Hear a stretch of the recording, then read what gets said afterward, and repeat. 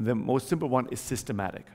Here we took the matrix, filled it up randomly. What if we just would say, for example, in a point-to-point or point-to-multipoint scenario, why should I code from the beginning?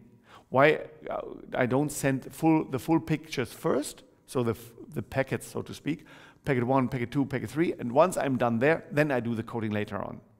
Why should I do it? Because it made no difference whether you start with the coding or when you do the systematic approach where you send out the packets first and then start with the coding.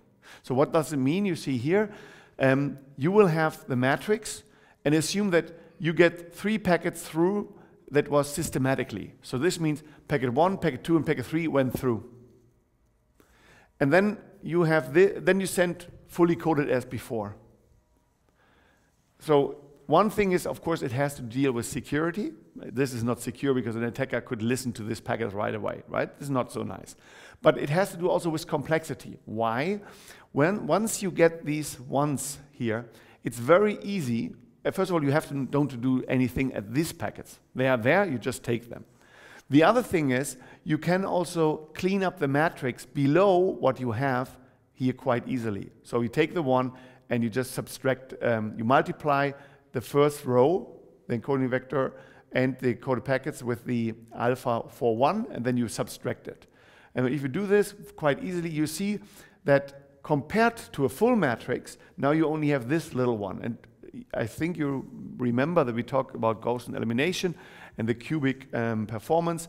So now here is an M by M matrix, and here you have an M minus D by M minus D, where D is the number of deterministic elements that you had.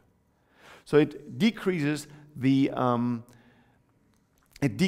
complexity. That is one thing that it does, right? But if we would send in that way, what we will see now is that the wait a minute, don't we have an example for this?